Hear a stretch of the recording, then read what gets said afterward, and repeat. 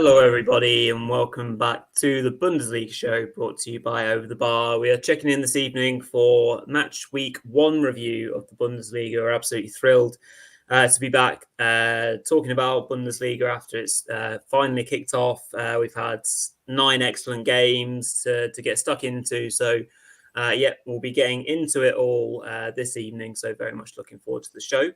Joining me this evening are Mark and Peter. Are we doing well tonight, chaps? Yeah, not bad at all, my end. Just enjoying the end of summer over here in the Bundesrepublik. Peter, how is it over there? All good? It is equally as hot over here, but the real heat belongs to the world's best footballing beat, which we had so many surprises and so many interesting results to talk about. And also, of course, the real star of the show, the German football fans, whom gave everyone some excellent protest actions all across the Bundesrepublik. We can talk about those too, if you like. Excellent stuff. So, as per, before we get stuck into anything, let's just go through our little bits of admin because we've got lots of stuff going on that we want to shout out about.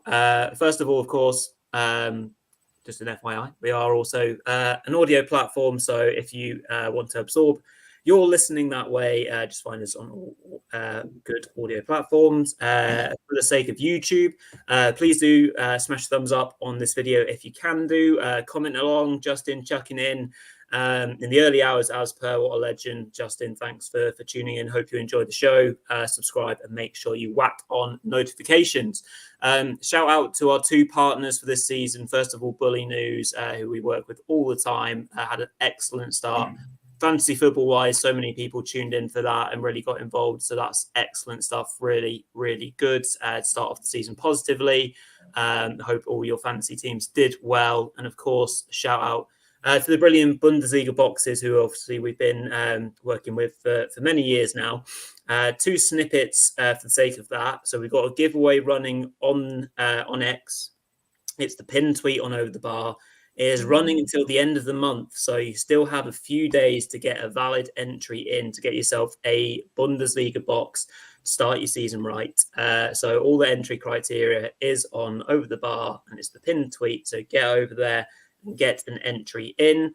And also just a shout out to the secret link that we've got going with Bundesliga boxes. Rich has very kindly given you guys, the guys who absorb all this excellent Bundesliga content, a secret link to the channel to get yourself in early.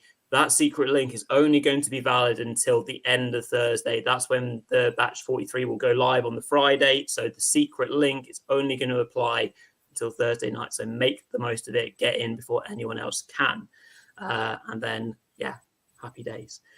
So, chaps, we're going to crack on and we're going to get stuck into our featured 4. Obviously, we've kind of made note of it on social media. We have our 4 that we're going to concentrate mainly on, and then we'll kind of go through the rest in lesser detail. And I think we just attack it chronologically. Very hard to say, one game was loads better than the other, because at the end of the day, we had 3 3-2 matches and a 3-1, a 2-2 draw, and loads of other great games. So I'm just going to go at it chronologically and we'll go from there. So of course, therefore, we'll start with the season opener on Friday night, which obviously was Borussia Mönchengladbach against Leverkusen, and Leverkusen did score 3. So let me just amend that whilst to make sure that we've got clarity on what the actual score was, because they did indeed score 3 goals. There we are, just like magic. Right back to Leverkusen 3. This was a great way to start the season, chaps. Really, really entertaining match. And I think probably a much tighter affair than a lot of people would have maybe thought.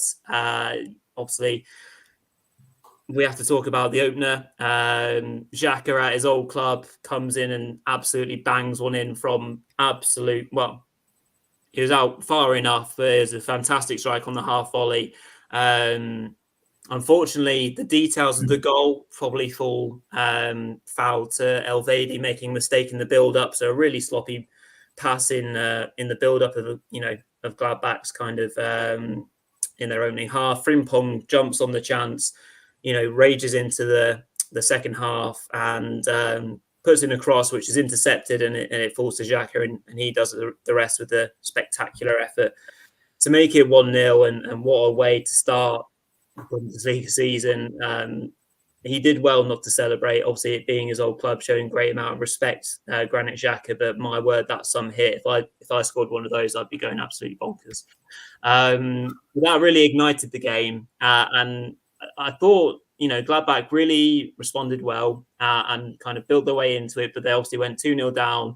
A bit of a messy goal, which Wirtz was able to pounce on and make 2-0.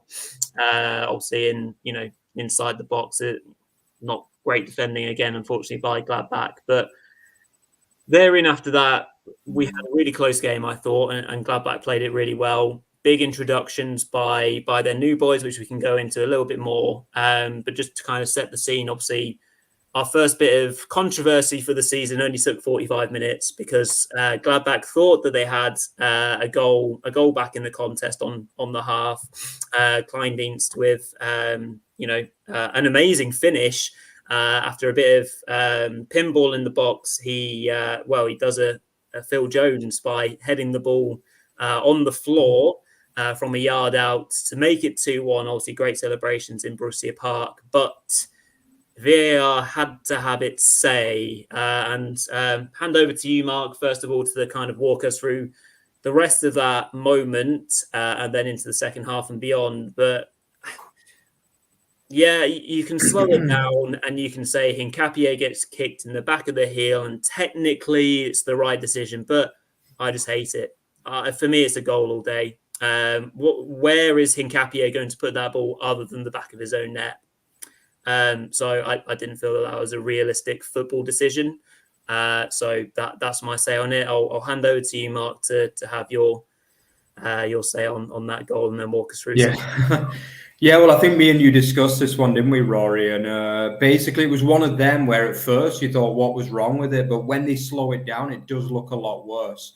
And it does look as though, obviously, Kleindienst does take the leg of Hincapié before he touches the ball. But it's one of those, when you look at it in real time, it doesn't look like a foul at all, to be honest. Like, it really doesn't. But yeah, technically on paper, it probably is a foul, unfortunately. But if you Gladbach, you're going to be really annoyed about that, especially what happens later on in the game, which we'll obviously talk about in a bit. But I mean, for me, on paper, yes, it was a foul. But yeah, it's disappointing when you see goals like that disallowed because it was great play by Kleindienst to chase down Hincapié. By the way, Kleindienst was absolutely brilliant in this match on debut. I thought, I just thought he was brilliant. Him and Stöger had stellar debuts, and for a Gladbach side that for me were very unlucky to lose the game, to be honest, and obviously went in 2-0 down. I feel as though Xabi Alonso would have criticised his side defensively a little bit because even though they created chances, he scored 2 goals. They also hit the post twice via Boniface's excellent work to smash against the bar at 1-0. And then that tap sober effort, which would have been already goal of the season if that had gone in, I think. I mean, Xhaka's was good enough, but that was even further out, I think, the tap sober effort. But you never felt as though Leverkusen had real control over the game, to be honest. And it was no surprise for me that they were once again picked apart by another set play, weren't they? And it was Itakura who actually, ironically, looked offside in the initial build-up, but that one was given onside. So I was kind of a bit confused by this point, really. But it was good play by Elvedi, who, as you say, didn't have the best game in truth, but good play from him to follow up that header into the back of the net. And then, it was all Gladbach, really, wasn't it, at that point? You were thinking, the equaliser is going to come. And it eventually did, and it was great play from Stöger initially feeding his, probably a move that Gladbach are hoping to happen quite often this season. Kleindienst did well to hold off Tapsoba in this case and finished really well past Hadatsky. And for me, that was a deserved equaliser at that point, really. I felt as though Gladbach had played really well. The crowd was superb as well in this game. Brilliant atmosphere at Borussia Park. But then, I mean, part of you was thinking, you know what I mean? You were thinking it is Leverkusen time. It's no longer Fergie time. It's nowadays Jabby time, I think we're going to have to call it. Let's be careful. Yeah. We're not quite, maybe in another 5 seasons we start calling it Jabby time. Yeah. But basically, yeah, and it was to getting to the point where, Leverkusen were pushing, they were pushing. Although Gladbach still remained a threat on the break as well. Let's not forget that. They had, I think, Fanchara, the sub, had a good effort, which initially when he hit it, you're thinking this is top bins, but it wasn't quite to be in that case. And then once again, Rory, I know you're not the biggest fan of it, but our old friend VAR intervenes from what looked like nothing, basically. You were thinking there's nothing in that. And then all of a sudden they slow it down again. And Adli, who is a player who knows how to win a penalty, I'm going to say that much over the year. And I'm not going to say he's a cheat by any means, but he's a very clever player and he knows how to manipulate a foul. And that's what he did. But for me, the problem in this case is it just simply wasn't a foul. I feel as though Itakura got the ball clean, fair and square.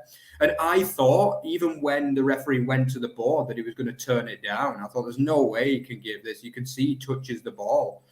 But, luck of the, Leverkusen are the team of the moment, and they really are. And sometimes luck does go your way when you're winning games. And they got the penalty. And obviously, even though Omlin made a brilliant save, even then, Lady Luck fell for Florian Wirtz, who was able to put away the rebound. And to be honest, I really liked Bayer Leverkusen, but I felt sorry for Gladbach at the end of this game. I felt as though they contributed so much to the game.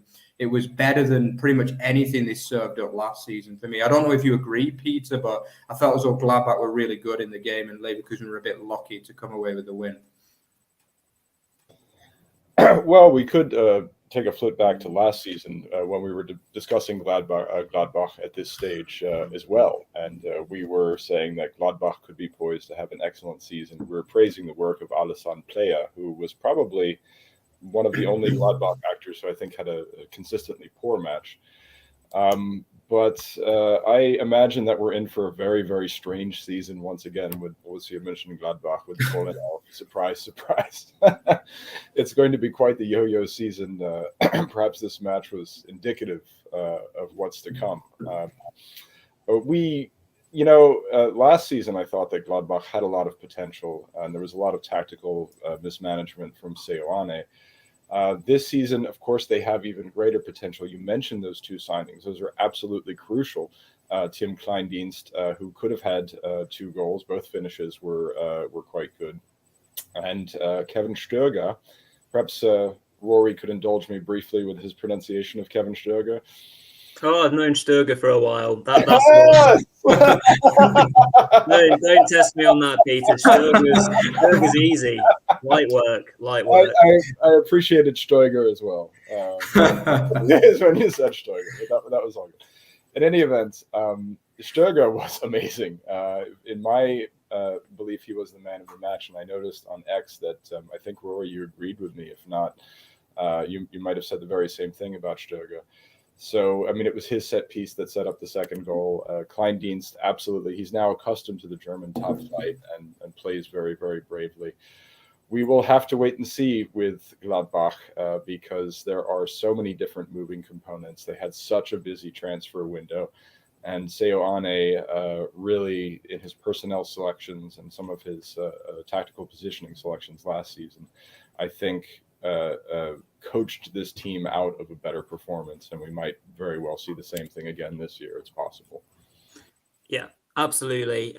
So I don't want to dwindle too much on VAR, but Mark, you and I were having a bit of a conversation through the weekend about it, and I'm all for VAR playing a big part because it does. We just have to accept that now. But the one bit I really hate is trying to find fouls and trying to find penalties. The game, particularly the last decision, the game goes on for a minute, 90 seconds, and then they bring it back. They make they suggest that the referee goes to the video. And we all know what happens any time a referee goes to the video. They change their mind. No referees stick or have the bottle to stick with their decision. It's not what happens at the moment. So I really want to see VAR there for the clear and obvious. And when there is an obvious mistake, then that's absolutely fine. Come in. But I don't want games to go on for 90 minutes. Obviously, Mark, you mentioned the Chivan Chara chance comes within that spell of play, and then they go back to the penalty. So, yeah, I'm all for VAR correcting obvious mistakes, but I just didn't like that. And like you say, I felt really bad for Gladbach as well, like you said, Mark. But yeah, overall, that wasn't what I'm about from a football point of view.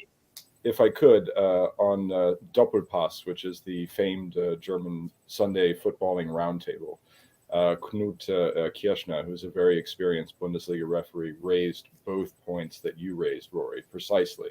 The one about Hincapié on the disallowed goal, and also the defensive action that led to the late penalty.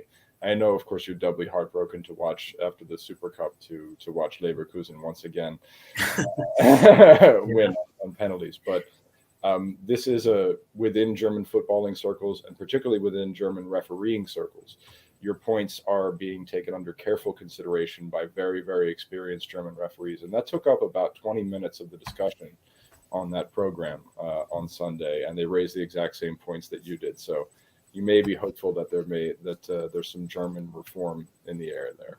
But Peter, would you have given that penalty though? You've not given your verdict yet at the end. Come on, we got to hear it. Yeah, would you have given it? Because for me, I just didn't see a foul in there personally. No, I didn't. I saw an excellent defensive action, is what I saw from Itakura.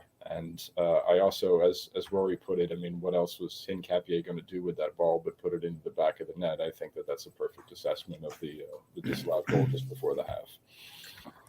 Absolutely. So we won't dwell on VAR mischief too much, and we'll go on to our next game. But yeah, Leverkusen at it again. Gladbach promise, we shall see, but a very exciting way to get ourselves started.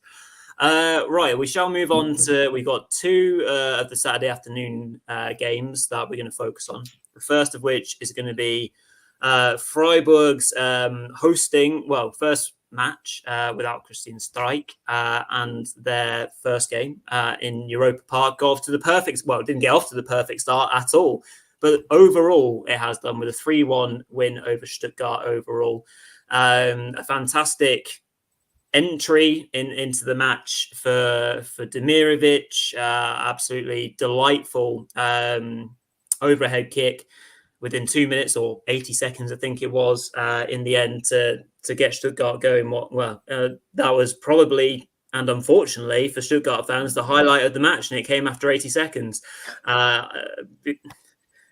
So for this game, a lot of people were saying on social media and those that have analysed it that Stuttgart started the match really well, good in possession, obviously got themselves ahead, but then the drinks break came at a really good time for the home side to regather and talk what they needed to talk through and get themselves a little bit more set.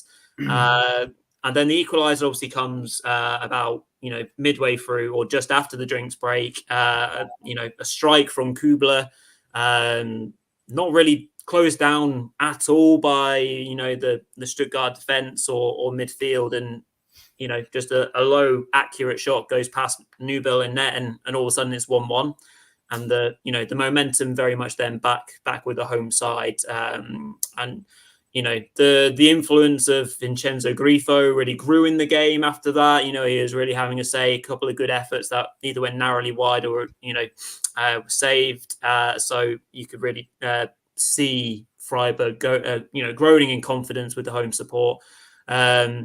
Roll as well then had a one-on-one chance, which obviously Nubel does really well to make himself big and save from the dinked effort. That took us into half time, and then I'll kind of pass over to you this time, Peter, to kind of walk us through the rest of that second half, which was very much more in Freiburg's way from a momentum point of view. Again, Stuttgart had moments of being able to control the tempo and the possession a little bit, but unfortunately they didn't really create anything in the end, the away side, and Freiburg got two crucial goals and two well-worked goals in the end. I took the liberty of looking up the XG on the fixture. That was 0.37 over the course of 90 minutes for Stuttgart, 2.66 for Freiburg. Yes, they were dominated and beaten back and wilted in the heat That drinks break is a huge discussion. It's become a news story over they have something in the water in Freiburg because the Breisgauer were able to recover from that drinks break and essentially turn the match around. I have many tactical grievances about this one for Hoeneß. I think that they were beat in just about every positional battle. Basically, Hoeneß was running a 5-4-1, and it took him far too long to change it. And Atakan Karatsa, who is, of course, the new skipper after Waldemar Anton's departure, and Enzo Milo were put in charge of running the midfield, and they lost so many individual positional battles with Maximilian Eggestein and Freiburg's new addition from Bochum, Patrick Osterhager, a player who we've been calling for respect here on this pod, and of course, in my writing as well. So the Freiburg midfield is quite good these days. Nicholas Höfler is kind of a running joke on this pod as a guy who just cannot stop making mistakes. But Eggestein and Osterhager is a very, very strong midfield axis. Christian Günther, who missed the majority of last season injured, actually just simply had his way with Dennis Undav and Jamie Leveling, who were playing all the way out on the right wing there. In this 5-4-1. So you had, he was going for maximum protection because Stuttgart obviously need more high caliber defensive actors before the transfer window closes. You had Stiller back there, sort of anchoring the back three set. And who was it that was unavailable? Rawalt was unavailable. So this Rawalt-Chabot partnership has been mediocre in the preparation. And when you take Rawalt out of the equation, he had to put Pascal Stenzel back there. And for some reason, he decided to start Franz Kretzig over Mittelstädt on the left. And that's how you get a Lucas Kübler's first ever Bundesliga brace. I mean, prior to Saturday, he'd only scored 5 Bundesliga goals in his long campaign. So they lost every positional battle. They simply were beat back really in the midfield trenches in every last way. The first goal, of course, came from open play, and it was a curious goal in which Rizzo Doan more or less finished with his backside. We had a nice cross going in there. Doan, with the help of his bottom, went ahead and swept that in.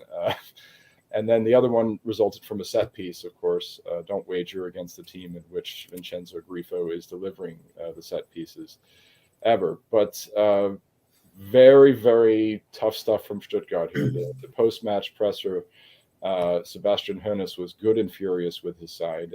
He lambasted the Swabians for their body language, for just about everything. Schuster has every right to be proud of this incredibly improved Freiburg team that has new actors, not only such as Osterhager, but also Merlin Röhl, who is now sort of anchoring in there as a 10. Rosenfelder and Lienhardt, that looks to be a solid center-back partnership. Junior Adamo has come out of hiding and scored 2 goals in the Pokal and also got an assist on this day. Should I turn it over to you, Rory, about talking about the problems with Stuttgart now, or do you think that that's something that Mark ought to handle because you're just not? I'll just kind of tee it up for Mark because I think, I am loathed with the social media overreactions that you see on such platforms. Yeah, it's one game. The XG and the performance after 80 seconds wasn't very good. Having Stiller having to fill in a centre back, not ideal. The Kratzig over Mittelstädt choice was bamboozling for me. Great young prospect, and I'm sure he'll do well, but I didn't see that coming. Defensive injuries all over the shop. So I assumed that it would be a battle of whomever was able to take their chances, and going 1-0 up after 80 seconds, I felt pretty comfortable. But yeah, lo and behold, it wasn't to be. Mark, I mean, I'm saying don't panic. It's one game. And I think it's a really good thing. And I think Hoeneß has already said this, that Stuttgart get to play again really quickly because, of course, they're playing tomorrow in the Pokal first round, so they can get those frustrations out of their system and really just get back to winning ways, hopefully. So you on the same lines, or you stay in sheer bloody panic now? No, absolutely not. No chance. Yeah. I just feel as though basically there were two problems in this game. The defensive errors that led to Stiller playing out of position, because we all know that Stiller is the engine of this team. Like, I know Karazor is the captain now, but for me, Stiller is the true axis of this team. You know what I mean? I mean, obviously, the fact that he was linked with a 25 million euro move to Barcelona in the summer as well says everything you need to know, really, from the Hoffenheim bench to potentially Barcelona at one point. So he's a great player, and I'm a massive super fan of Stiller. I think once he gets back in position, it's going to be fine. I think you might need to sign another centre back before the window, if I'm being honest, because I feel as though Rouault is good, but is he top level yet? I don't know. He did get bullied a little bit at times against Leverkusen. And unless Zagadou is going to get back anytime soon, I feel as though they need a new centre-back, to be honest. Because even Chabot, he's the kind of defender that needs a regular partner, I feel. I mean, even last season, he had Hubers, obviously at Köln. I felt as though they made a good partnership. But so far, he's had too many different partners, also in pre-season as well. And they've got to get some stability. And I think the other mistake was basically Kretzig. You know, I mean, what was all that about, really? Because I know he had a good cameo against Leverkusen last week, but you can't be starting him ahead of Mittelstadt. You know, I felt that was just a mistake from Hoeneß. And, you know, I don't think that'll happen again anytime soon. So, and also the fact that Freiburg were just really good, as Peter correctly analysed. They were really, really good, Freiburg. And congratulations to Julian Schuster, you know, obviously a man who also has that look of a PE teacher, taking in, you know, kind of following in the footsteps of Edin Terzic, who everyone seems to be copying the style of at the minute, really. But, you know, he looks like he's leading the school team out there. But he looks like a manager, you know, and I really like the team he went with. I think we're going to see a big season from Rowe this year. I really feel as though Rowe is going to be one of those players that really makes a big breakthrough. And I think the other big thing for Freiburg was the fact they finally had the two best fullbacks available as well, Kubler and obviously Gunther as well. I feel as though them two together, they're so much better than Makengo and Sildilia. It's unbelievable. And obviously, they actually did really good business selling Sildilia for, I think, 15 million euros to Marseille. So did that go ahead, by the way, in the end? I know it was linked at one point. But if it does go ahead, it's a brilliant piece of business. Have you heard on that one, Peter? Or yeah, it may collapse, as a matter of fact, because Freiburg are not doing that. I mean, it's, you know, you mentioned Stiller out of position. I wanted to point out that Stiller did a great job in every position last season. Mm-hmm. So, you know, I wonder, and this, he's looked a little bit lost in training camp, and that's a concern. And, you know, if I were to take us through the final 27 minutes of that half, Freiburg could have been up 4-5-1 with the counter chances that they were generating. I think Shalai, we call him Salah. Here we go again with this. Shalai. Oh, yeah. He had a couple. So, I mean, you know, it was really, when Hoeneß was talking about the body language at the presser, that's what concerns me. And because I think they kind of quit a little bit. And that's not what I mean, if you're going to play in Europe, if you're going to contest for the title this season, if you're going to try and you know, play off the last season, we need better body language, irrespective of how incredibly searing hot it is. It was a surprise the way that they performed and dropped off. One thing I noticed about preseason, particularly with Stuttgart, was they conceded quite a few quite early, especially when they're on the leg, well, on their Japanese tour. They went 3-0 down or 3-1 down a few times, and then they came back and won 6-3, 5-3, or whatever it was. And I was like, okay, so when they went 3-1 down to Freiburg, I was like, so when's the comeback happening? It just didn't happen. But anyhow, yeah, great start for Freiburg, and yeah, not so much for VfB, my lads. Right, the other of our Saturday afternoon games we're going to concentrate on is going to include one of our new boys and the newest of new boys in Holstein Kiel, who went down 3-2 in the end to Hoffenheim. very much entertaining match, and one that Andre Kramaric will remember very well for getting a hat trick, and fantasy players who picked him would be even more ecstatic as well. Hoffenheim, obviously for details of this game, raced into an early lead. Obviously, Marius Butler goes through on just from a through ball over the top, and is felled by Weiner. Obviously, the Holstein Kiel goalkeeper get just a crucial touch before going down to ground. So it's a penalty, and Kramaric very coolly, as per, slots it home for 1-0. Thereafter, though, a really good response from the newly promoted side, Holstein Kiel. They had 3 genuine chances. Timo Becker got played in one-on-one. Baumann making a good save there from the corner. Becker then heads over when he kind of sees it late, unfortunately. So he just kind of only can fluff it over the bar, basically. And then Baumann then makes another good save from Benedikt Pichler and his header. And he, saves that over the bar as well. So, yeah, great response. But unfortunately, Hoffenheim were able to break, and not enough pressure on the cross, unfortunately, for me. So Butler managing to float in a really nice cross for Kramaric to just head home from close range, making it 2-0. Weiner then makes a couple of really good stops again right before the half. It was a bit of a flurry of a finish from Hoffenheim. Chances for Hlozek, obviously one of the new boys for Hoffenheim. Kramaric again almost got his hat-trick in the first half. So, yeah, really strong finish to the end of the half for Hoffenheim. The mark, second half is where we really had the game explode into life, even more so.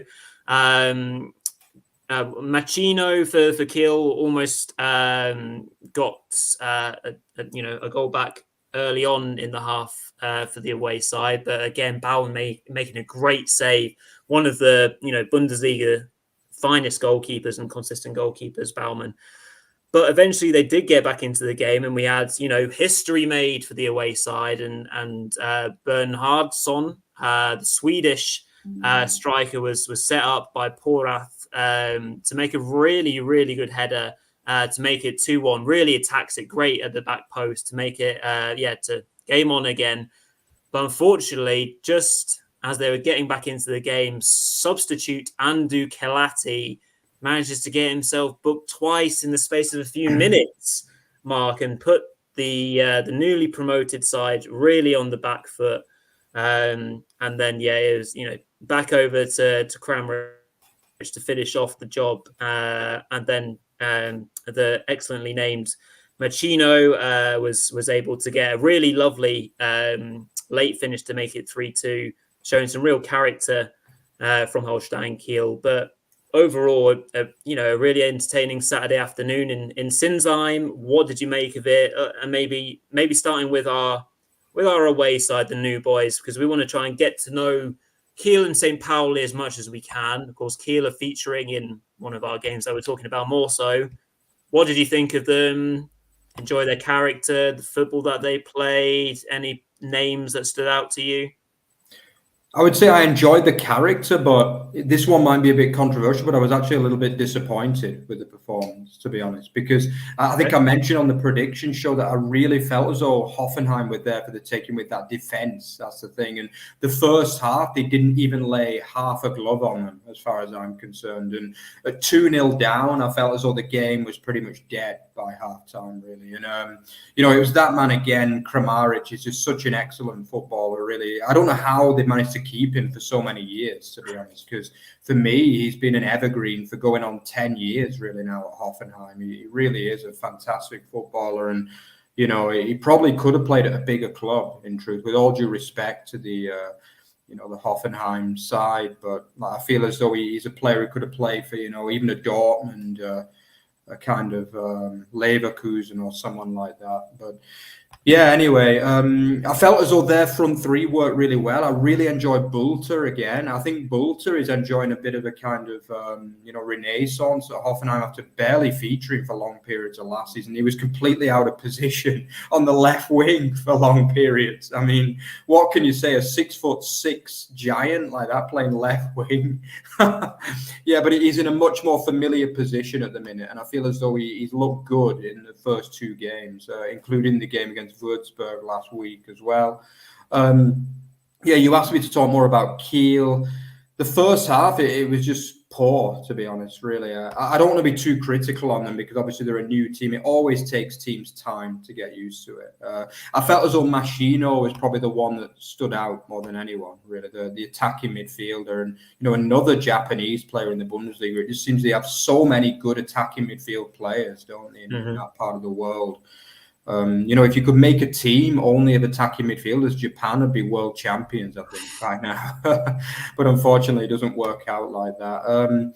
Yeah, I felt as though Bernhardsen took his goal well. Lewis Holtby as well. Nice to see him in there. I mean, it seems like decades ago that he was playing in the Premier League, doesn't it? Just literally, feels like when I saw his name. I mean, we saw him last season, Peter, as well against Greuther Fürth, didn't we? And I think he was playing for Kiel the year before that when I saw them against Nuremberg, and I was shocked to see him still going. But he must be well into his 30s now. But he was okay, but whether he's really got it at Bundesliga standard, I don't know. But it was a gutsy effort. I thought Becker was pretty good as well at right fullback. He looked decent. But as I say, I did feel as though Hoffenheim were there for the taking, basically because they have no central defenders, effectively, in the whole team. They lined up with Stach again as centre-back, which is just not good. Akpoguma, who's just not really a centre half.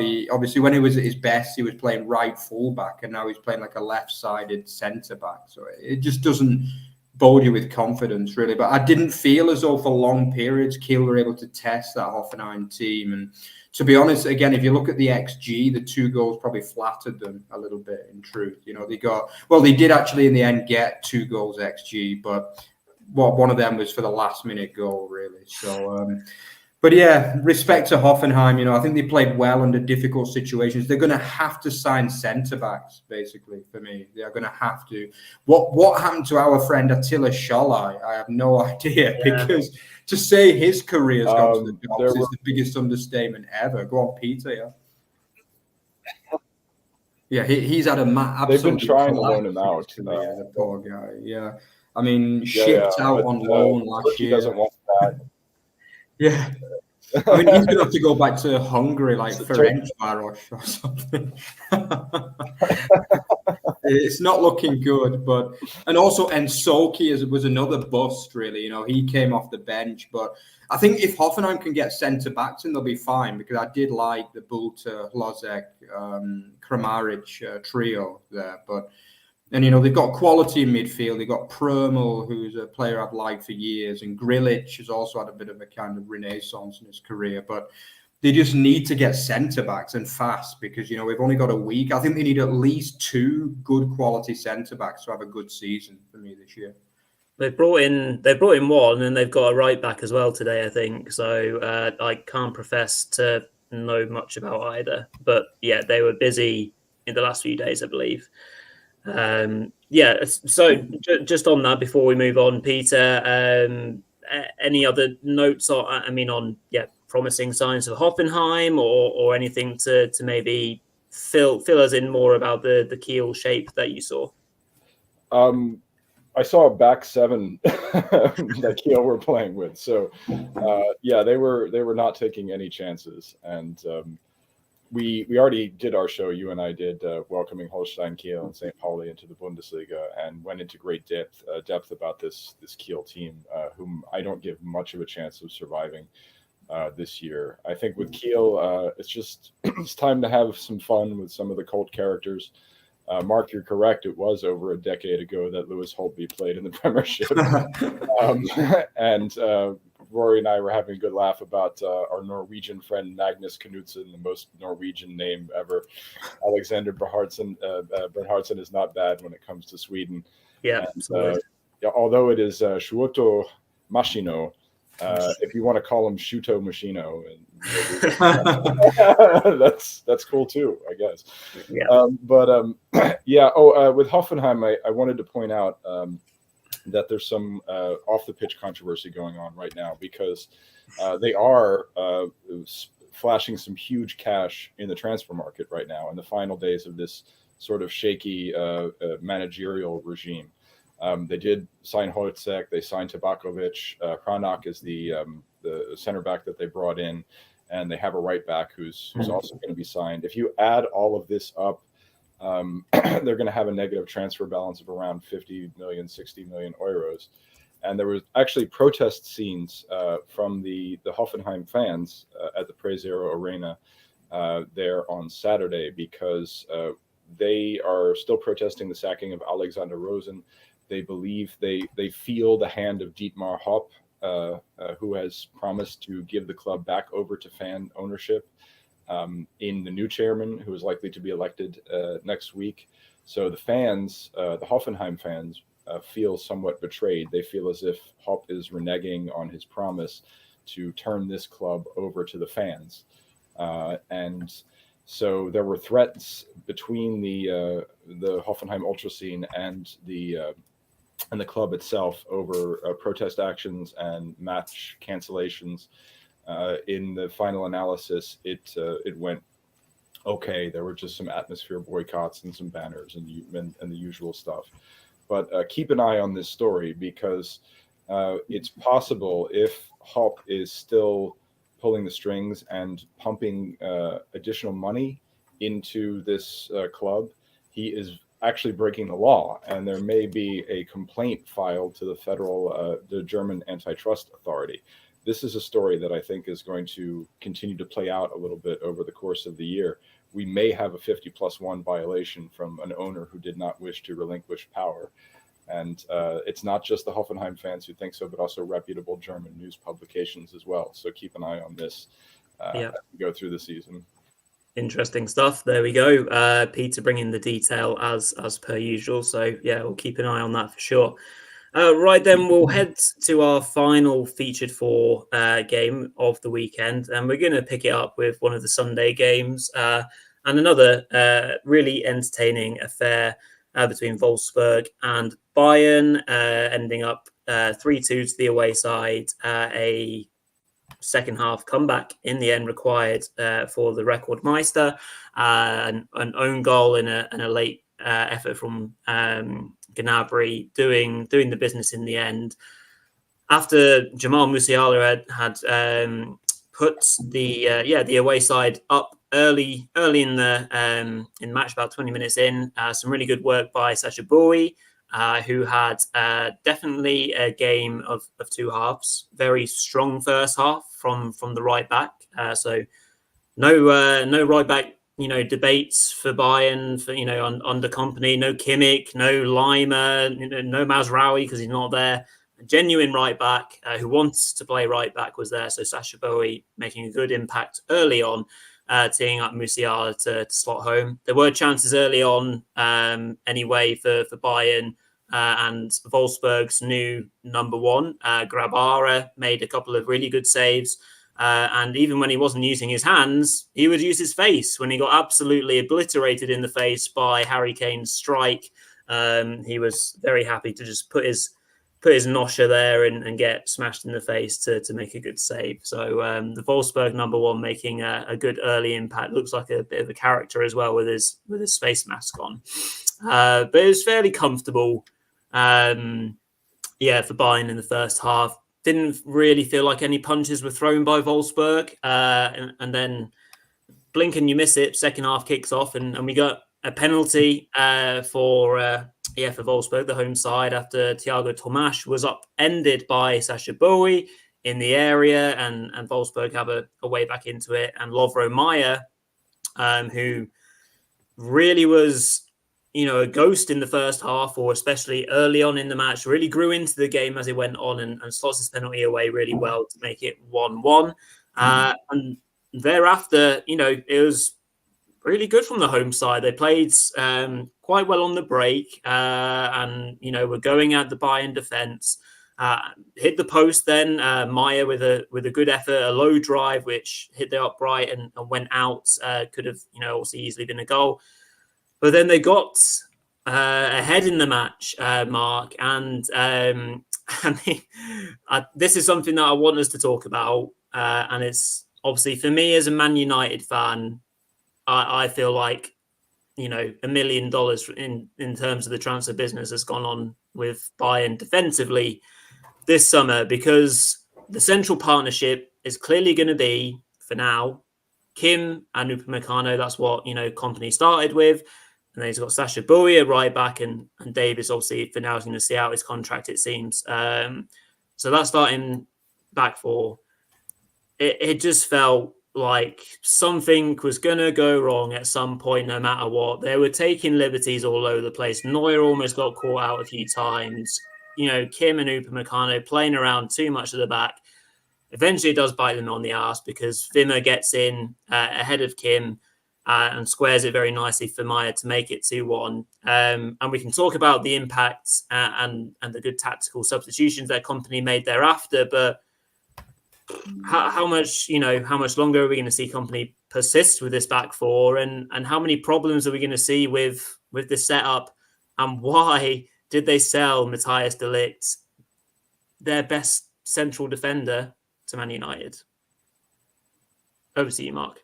That's my question. Yeah, I would say I'm very worried about Kim, to be honest with you. Yeah, I didn't really see much of a player last year, and based on this performance, we see even less of a player this season because he just looks so cumbersome. Literally, I feel as though, like, for such a big guy, he's very easy to knock off the ball, and he just doesn't seem that good in general. I mean, obviously they paid a lot of money out for him last year, but for whatever reason, managers like him. I mean, Tuchel.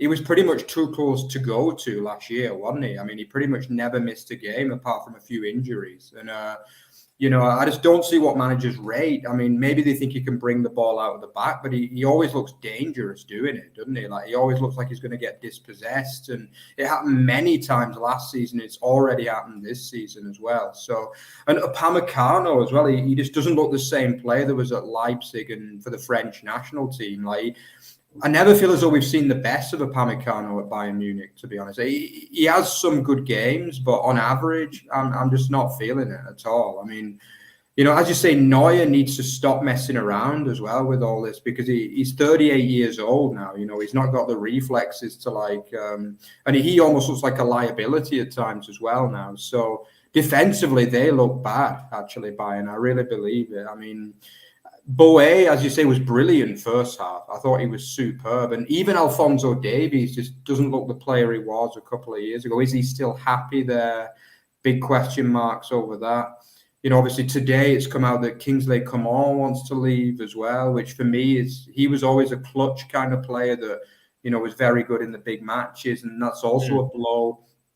Totally agree with you, Rory, that the loss of de Ligt is nonsensical in my eyes. Like we saw him make a few errors last year, but there was nothing terrible, I didn't feel. Maybe it was that he'd argued with some of the players or backroom staff. We don't know about that. Nothing really came out, but yeah, even Eric Dyer, I would say, is better than the two guys that were out there in this particular match. And trust me, most English men would never say that about many defenders, but I really would say that. And I'm really not that optimistic about Bayern, really. I felt as though they were good in the first half, but the way they collapsed against, I'm going to be honest, a pretty average Wolfsburg side, really. I didn't feel as though Wolfsburg really had to do much to get 2-1 ahead. And obviously, in the end, he did find a way through, mostly due to a very lucky second goal, really, ultimately, where it just looked as though they just couldn't get it clear, basically, no matter what they tried. And in the end, fair play to Wolfsburg. They tried to get the third goal. I mean, Behrens missed a couple of really good chances. And I mean, I respect that they went for the win and not just sat on a draw. But in the end, that was the reason why Bayern won, because obviously Wolfsburg were committing men forward and they had a few chances on the counter. And respect to Gnabry. He is a good player, Serge Gnabry. I think he's been under-respected by Bayern Munich a bit at times. And I think he's back in the first team, and he does well when he plays. He often scores and creates.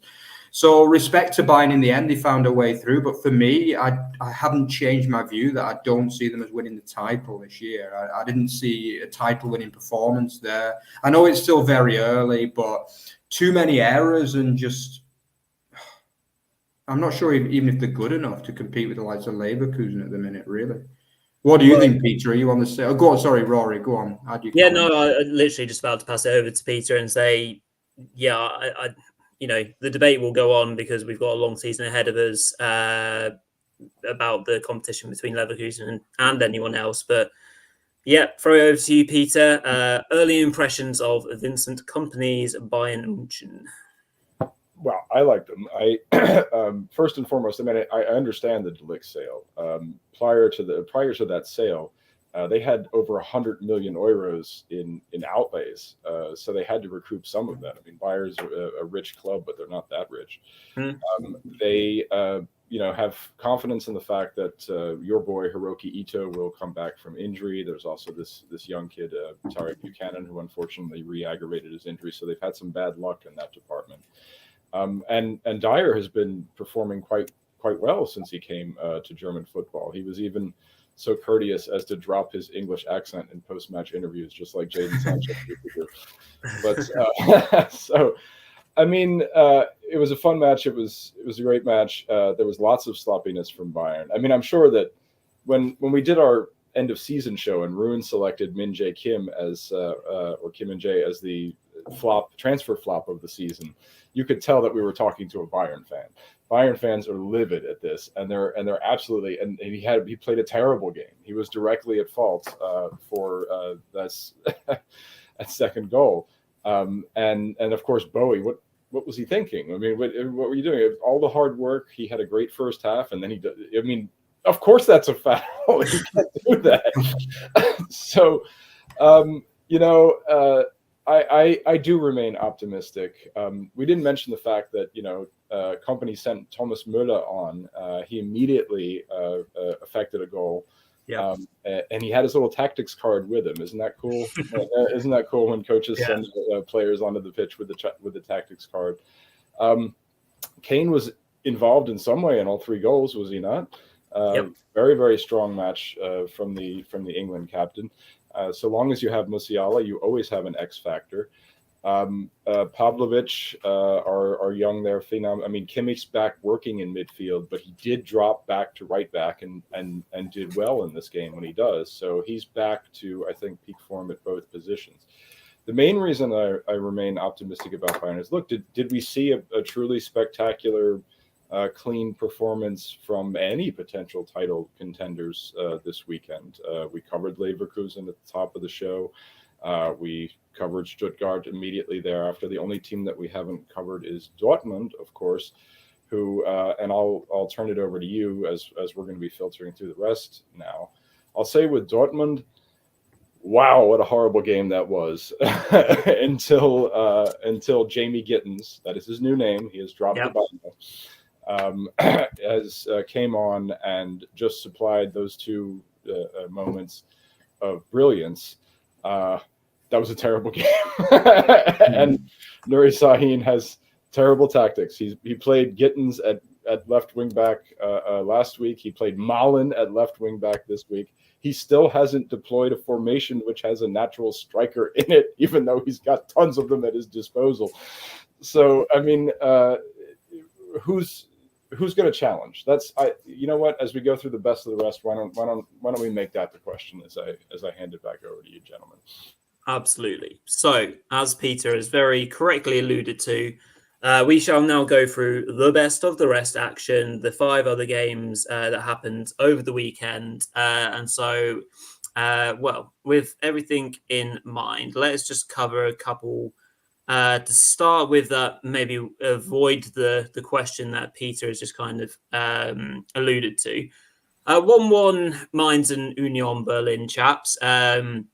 A couple of banging goals, a quiet first half, but Nadim Amiri's fantastic free kick got the game, really underway. gave Mainz the advantage. And then the returning to the Bundesliga, Laszlo Benez, produced a really, really lovely strike from outside the area to get it back for Union to get a draw. A couple of late chances for both sides, particularly Johnny Burkhardt, who smashed over late on for Mainz, where he probably should have done better. Although the chance came at him quite quickly, so that was a point of peace is fine for either side to get going. Very entertaining 2-2 draw between Augsburg and Bremen, which me and Mark very correctly called would be a draw. It was a hard one to pick this, and it ended up being so. Bremen got themselves ahead through Agu. Maybe would have been a penalty in the build-up if he hadn't scored. Then some lovely strike from Rex Bajai and Numan Asende getting a header to turn things around before Werder substitute Nijmar came on to bring it back to parity with a back post header to make it 2-2 for Bremen there. So, by the way, Rory, what did you think of the penalty that wasn't given as well in that game? Like you mentioned that normally when they go to the screen they give it, but in this case they didn't actually. Yeah, and I thought that as a proud Bavarian and lover of FC Augsburg, I thought that was a joke. Like, how can you not give that? The ball travelled 50 meters and it touched his hand. I mean, come on, guys, that's the Augsburg penalty. That one for me, that's a stonewaller. Yeah. For me, it's a penalty. I don't know why. Why didn't he give it, Peter? Do you know? Like, because that was a shocker for me, really. It was not the best day for German officials, whom we talk about this. We've talked about this so many times on the pod. That German officials are graded by both the German press and the DFB as well. Sasser Stegemann got a D- on that game. Yeah, he has to give that one. Come on. Obviously, one thing about the VAR stuff is that maybe the best angles aren't being used for the Itakura one. Like we say, we all think it's a clean tackle, but the images that were shown on Sky Sports in the UK. They weren't sure. It wasn't ultimately clear that he had won the ball. So maybe there's something that better angles could be used on some of the replays to help the referees out. I don't know, but that also was a stinker. Right then, also we had, of course, the return of St. Pauli. Cheered on by their home fans in the Millantor Stadion. A great atmosphere, great day for them, and it probably and should have been a great day for them on the pitch because they had a number of good chances, particularly in the first half, to push forward in the match and get ahead. But ultimately, they couldn't take their chances. And they were caught on the break. New loan signing for Heidenheim, Vanna finishing off really nicely. And then Schuttner got one directly off a set piece as well at the back stick to make it 2-0. Continuing a fantastic start to the season for Heidenheim. And we really hope that they complete the job on Thursday and get through to the Europa Conference League stage, obviously what it will now be. But I still think Heidenheim will struggle overall this season, but great to see them flying early doors this season.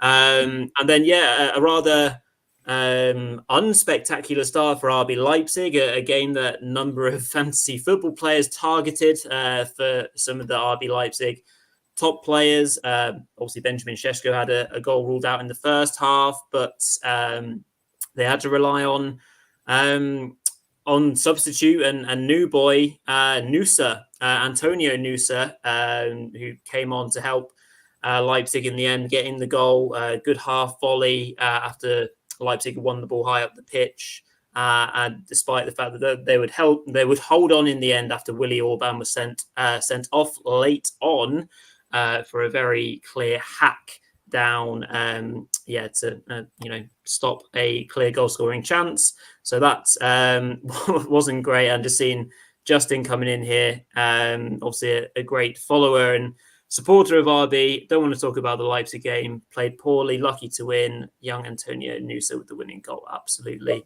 Back in that, Peter. They just signed Vermeer and Leipzig did, and Nusa is incredible. And they also have Xavi Simons back. I could see Leipzig contending for the title. It was a horrible game, but yeah, I mean, they could be the title contenders if I could answer my own question from earlier. yeah, no, 100%. When you said title contenders and you said Dortmund, Leipzig are definitely in it, 100%. Yeah, it was an ugly game, and maybe would have expected it to have been slightly better, and maybe that backs up, obviously, Peter, what you were saying about Bochum, and maybe not to be so down and dismissive about them and how well they've done in the market since letting so many players go at the end of their contracts, and maybe we can talk more about Bochum in the weeks to come as we see the season settle into a bit of a rhythm. And then finally, our top spiel wasn't really the top spiel that we wanted, really, in terms of the match. A bit of a scrappy affair, a couple of chances here and there in the first half. Frankfurt maybe should have gone 1-0 up. I think it was 0-0 at the time when Chaibi had that chance where he half volleyed it right over the bar. So that, could have been 1-0 for the away side. But yeah, Jamie Gittins, as he's now known, two lovely goals. First goal, brilliantly cuts in, whips it top corner. Second goal on the break, really clinical and clear in what he was doing. Decision making was excellent. So yeah, really positive for Dortmund in that sense. Many things still maybe a miss with them, but again, thinking time wise, and obviously we don't want to get too much into Dortmund just yet. But yeah, from a title race point of view, they'll just be happy to be off the mark, and they'll need to get themselves a bit more settled, decide on a proper formation and structure accordingly. So obviously at the end of match week 1, we have a very interesting looking table that sees SC Freiburg topping it on goal difference. So they're top of the table with Dortmund, Heidenheim and Leverkusen following them inside the top 4. The bottom side of the table is Frankfurt in last place with St. Pauli, another team in 16th place, then Bochum. I'm only joking. Stuttgart are in 16th place, unfortunately, for now. And so, yeah, that's it for match week 1. Really good stuff. Can't wait to get stuck into another week. So we've got predictions, of course, coming up, and fantasy football as well, all this week. But Mark, Peter, I'll hand over. Peter, sorry, do you want to come in with something? I see we have a fan of St. Louis City in the comment section there, if you wanted to throw that up. I'm currently in Missouri. God bless Lutz Pfannenstiel. Lutz Pfannenstiel is a German football administrator who used to most recently work for Dusseldorf, but he went to St. Louis City FC. Where I am right now is currently St. Louis City FC country. I hope you enjoy Marcel Hartl. I am sorry that you did not get Marco Reus. And Mark also has a St. Louis City FC podcast that he really loves, the Soccer Zombie. So it's true, the Soccer Zombie. Yeah, you got to check him out because he did a tour of the UK and he was like basically sponsoring someone that I knew. Yeah, and it seems as though St. Louis City are quite active over there nowadays. Actually, like one of the best footballing administrators that there are. Lutz Pfannenstiel. If I go to a game, I'm going to ask to see Lutz Pfannenstiel. But thanks for joining our pod. That's all I wanted to say. Yeah, when we do Over the Bar in the USA, we're going to be checking a St. Louis City game as well. Yeah, so we're open to sponsorships and people wanting to pay our airfares and invite us to VIP areas. Don't be shy, guys. Just get in touch. Brilliant stuff. So that's pretty much us a wrap for match week 1 of the Bundesliga. It's been brilliant fun to talk it through this evening with you all. So I'll gladly hand over to you, Mark. Just before I do, though, another final shout out to the Bundesliga box giveaway on the Over the Bar X account. It's the pinned tweet. Make sure you get over to that.